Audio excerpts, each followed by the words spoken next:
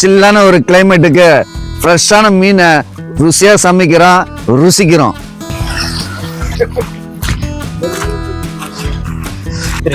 இப்ப நம்ம இந்த மீனை சுத்தம் பண்ணிக்கலாம். மீனை அழகா ஒரு அளவுக்கு சுத்தம் பண்ணிட்டோம். அதோட ரெக்கையெல்லாம் கட் பண்ணிட்டு உள்ள எடுத்து நம்ம எடுத்து வெளியே கடாசிடுறோம். நம்ம மீனை சுத்தம் பண்ணி அலசி வச்சுட்டோங்க. அதுக்கு தேவையான மசாலா பொருட்களை நம்ம தோட்டத்தில் ஃப்ரெஷ்ஷாக பறித்து எடுத்துக்கலாம். பச்சை மிளகாவை பறித்து எடுத்துக்கிறாங்க. நல்லா பாருங்க, ஃப்ரெஷ்ஷாக நல்லா காய்கறி விளைஞ்சிருக்கு.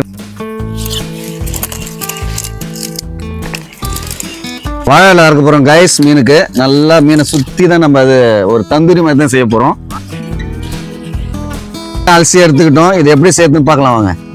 வெங்காயம், நாட்டு வெங்காயம், இஞ்சி, பூண்டு இது எல்லாத்தையும் நம்ம சுத்தம் பண்ணி உரல இடிச்சு எடுத்துக்க போகிறோம்.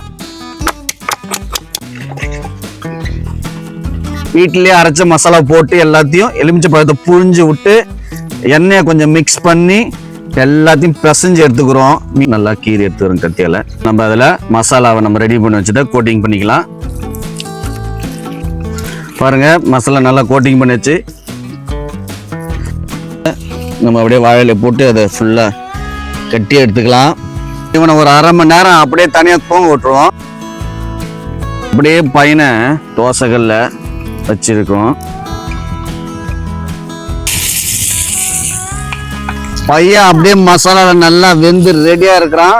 அவனை நம்ம அப்படியே தூக்கிட்டு போயிட்டு ருசிக்கிறோம்.